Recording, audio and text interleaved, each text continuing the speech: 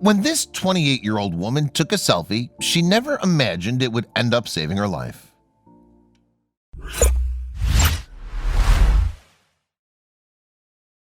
But before we start, please give the video a like and make sure to subscribe to WonderBot and hit the bell so you'll never miss any uploads from us. On the morning of August 23, 2019, Stephanie Fernan was preparing for what looked to be a fairly normal day. After getting up, the mom started to get ready for work before snapping a selfie on her cell phone. Unbeknownst to her, though, that innocuous action would ultimately save her life. A resident of Enniscorthy, Ireland, Stephanie's life had taken a rather exciting turn prior to that fateful morning. For you see, the 28-year-old's young son, Oscar, was starting his elementary school education at the time. So on that note, she needed to devise a morning routine like most moms do. In order for Stephanie to get to work on time, she enlisted the help of her parents, Helen and Frank. The mother planned to take Oscar to their house before starting her day as a mental health unit multitasker. From there, her son would be dropped off at school by his grandparents. That routine appeared to be working at first, with Stephanie and her folks getting into the swing of things. And the morning of August 23rd didn't seem any different, as Oscar's mom was on her phone while preparing for the day ahead. However, one simple selfie proved to be absolutely crucial in saving her life.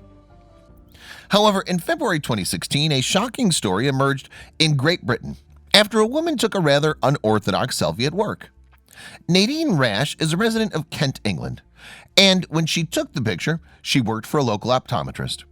Her position was that of a retinal screener in the town of Bexleyheath.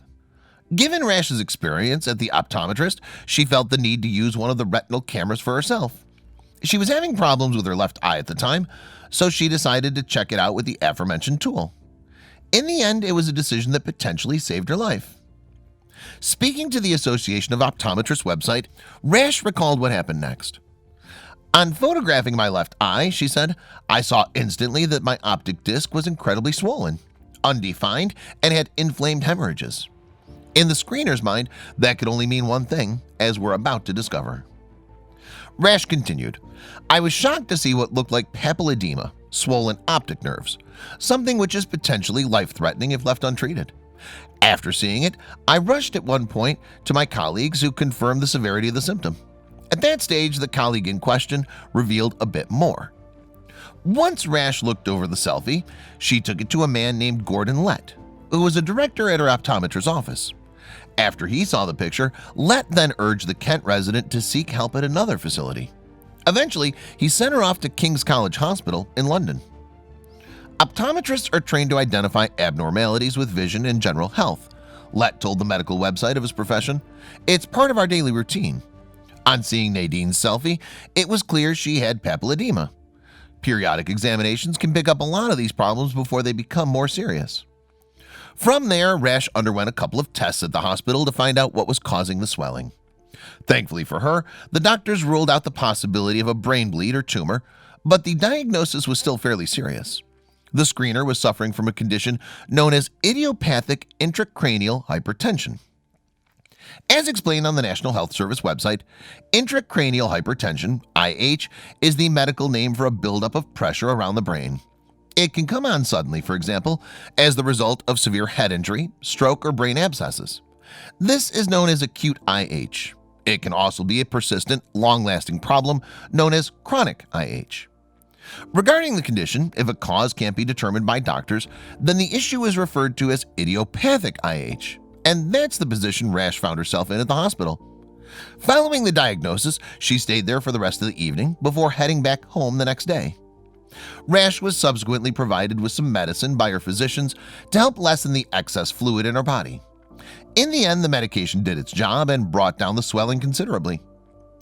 Some 3 years on from that story, a somewhat similar tale emerged in the summer of 2019. As we previously mentioned, Stephanie Fernan took a selfie while she was getting ready for work one August morning. And that photo went on to play a major role in diagnosing an unexpected tragedy. Looking back on that fateful morning, Stephanie's parents were awaiting her arrival as per normal.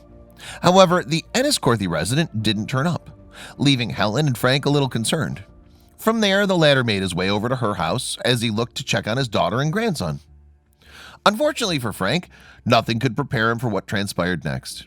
You see, when he arrived at Stephanie's house, he found her unconscious in the bedroom, while Oscar remained asleep. At that point, someone else turned up to help. Following Frank's discovery, Stephanie's older brother Sean also went to the house, trying to piece together what happened. In order to do that, he looked through his sister's cell phone, where he picked up on something important. Just before 8 a.m., the sibling noted that she'd sent a text message to one of her friends. That's not all, though, as we're about to discover.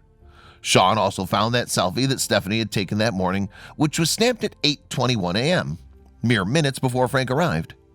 In the image, the mom's left eye was shut, while her right eye appeared somewhat bleary and tired. Sean then shared that vital information with doctors after Stephanie was taken to the local hospital for treatment. As it turned out, the 28-year-old mom had suffered a life-threatening stroke that morning. Such was the event's severity, it's believed that just 10% of people in her position would pull through. But in Stephanie's case, her brother's quick thinking was absolutely crucial in preventing her death. By providing those specific times from her phone to the physicians, medical staff were then able to map out their approach to treating the mom. After all, time is very much a factor when someone falls victim to a stroke. Reflecting on those vital moments in the hospital, Stephanie's other sibling, Francis, opened up to the Enniscorthy Guardian newspaper. He said, only for that discovery, the doctors might not have given her anti-clotting medication, because after a certain amount of time that can do more harm than good. So it really did save her life. However, Stephanie wasn't out of the woods at that stage. Indeed, the doctors at Wexford General Hospital feared that the mom could still die before she received a life-saving operation at another facility. She was, in fact, due to be transported to a hospital in Beaumont, more than 85 miles away. Thankfully for Stephanie, she survived the journey to Beaumont as well as the surgery. Once she was there, the doctors performed what's known as an angio-seal procedure, which halted the bleeding that led to the stroke. As for what caused this to happen in the first place, physicians were able to share the answers a little later. Unknown to Stephanie, it turned out that her heart had a hole in it. That, though, wasn't the sole cause of the stroke. At the time, the Irish mom was also wearing a contraceptive patch. In the opinion of her doctors, the reaction from that item, along with her heart condition, set everything in motion. Stephanie told the local publication, "I was lucky in the way that it worked out. It was daytime, so all the doctors were on duty in Wexford General Hospital and again in Beaumont Hospital after I was transferred there. I don't remember taking the picture or anything for that morning. I just remember getting up and getting a head rush," Stephanie explained, "and the next thing I remember is waking up in the ICU in Beaumont." From there, the mom reflected on her recovery, which has some way to go yet. She's currently struggling with the vision in her right eye, sporting a patch under her glasses. Alongside that, Stephanie also has to rely on a walking stick to get around. And while the mom may be on the mend, she's due to go under the knife once again. This time it's to fix her heart problem. But despite those massive challenges, the mom is receiving plenty of support from her family, especially young Oscar. Stephanie revealed, "Oscar is pushing me on each day. If I didn't have that, I don't know where I'd be." She then spoke about the symptoms she felt before the stroke, adding, "My vision in one eye was off for a day or two. I was putting it down to tiredness or not wearing my glasses enough.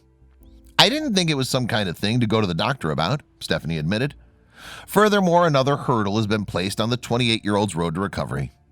Unlike other jobs out there, she won't be given any sick pay for the time she has off, with her present condition sidelining her for now. Given those financial issues, Stephanie's family went on to make a heartfelt decision. "We decided to set up a GoFundMe page to help cover the costs involved in helping her recover," Francis told the Enniscorthy Guardian. "The house will need to be modified, and her car will also need to be modified as well." The page was published at the start of September 2019 with a goal of around 10,000 euros, the equivalent of around $11,000. Since then, more than half the total's been raised by over 200 users, as the donations continue to come in. The fundraising post has also been shared just under 1,000 times online. Following the creation of the GoFundMe page, a number of users left their own messages of support, with one really standing out. The individual wrote, "I donate because no human should live in misery. It can happen to any one of us, and I'd be glad if people would help me too. Wish you the best, Steph." But that didn't signal the end for the Farnes's fundraising efforts. For you see, October 29th marked World Stroke Day, and the family want to bring in money for the cause. Once they've generated the cash, Stephanie and her clan will then pass it on to both Wexford General Hospital and Beaumont Hospital. Meanwhile, Stephanie had one last thing to say on the matter during her talk with the Irish Sun. Reflecting on how close she came to passing away, the young mother concluded, "My mammy and the rest of the family was told I wasn't going to make it and to prepare for the worst. I'm not allowed out of anyone's sight now."